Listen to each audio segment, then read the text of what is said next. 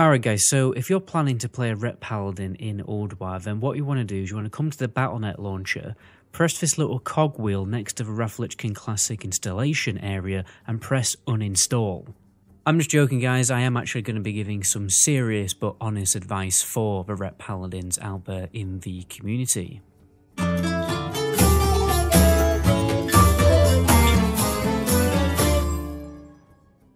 I think first of all, you've got to analyse what do you want out of the game. Do you want to do progression raiding in Ulduar and following raids, and do you want to do raid logging for the foreseeable future? Well, the cold hard truth is World of Warcraft is an online social community, and when it comes to raiding there is one goal: have smooth raid runs and get loot. The community will not cater around the needs of one player. If you like the video so far guys, please be an absolute diamond, press that subscriber button and hit that cheeky notification bell. The problem is the perception about how bad Ret Paladin is gets worse day by day, and I think it's partly unjustified. They absolutely excel on cleave fights, which is why they have turned out to be worse than what people thought, because private servers normally had extra ads spawning on bosses, and we went off details and recount numbers, not Warcraft log numbers, where certain ads on certain bosses don't count on logs. So Ret Paladins are actually better in-game than they appear on logs. And you are going to see this on a number of fights in Ulduar. So if you're in a position where you need to find a guild as a Ret Paladin, you have to accept that you will probably struggle to find the guild. Especially if you're on a very high populated, mega, highly competitive server. You may struggle less on a more normal server, where the population has been dwindling quite a lot, and therefore guilds are quite in need of just consistent raiders, and they will pick consistent raid members over a slightly better DPS who is less consistent. So my advice to Ret Paladins out there who don't have a guild right now: you really need to be cracking on with that before Ulduar releases and before players start flocking back to the game, because guilds need new players now, not in a month's time. And obviously if you want to pug and just play fairly casually, do organised pugs and GDKPs, again it is probably going to be harder for you to get into these groups because of the perception of how bad Ret Paladin is, because they obviously are not in the greatest position. And if you're in a more hardcore guild without a high position in that guild and, let's be honest, charisma points, you will probably get benched a lot, especially if they have a big roster. So don't be joining a hardcore speedrunning guild or something on those lines unless you know you are going to get a spot. Unless you don't mind being benched a lot, then fair enough.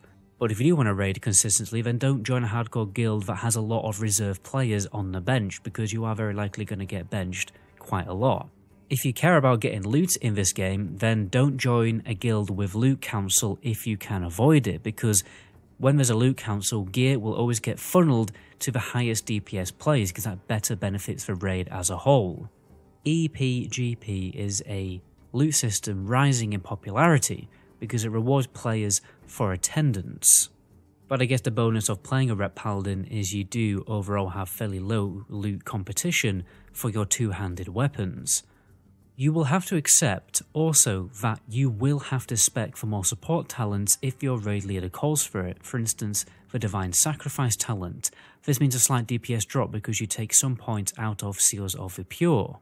Although speccing deeper into Holy for Aura Mastery is also a very good support build without losing DPS talents. It's probably worth mentioning that also to your raid leader, but if he tells you to go for Divine Sacrifice, then just do it, because then you're just going to make it even harder for yourself to get a raid spot. A lot of Ret Paladins will dual spec both of these specs, so if you want to try hard passing on an easy boss that doesn't require your support talents, then you can go and do it, and then switch back to your Divine Sacrifice spec if you are progressing on a difficult Ulduar hard mode, for instance. As a Ret Paladin, you definitely have to go the extra mile when it comes to perfecting your gameplay and learning your class to keep up with other DPS. You definitely can keep up with other DPS when the other DPS are average players and you are an exceptional player.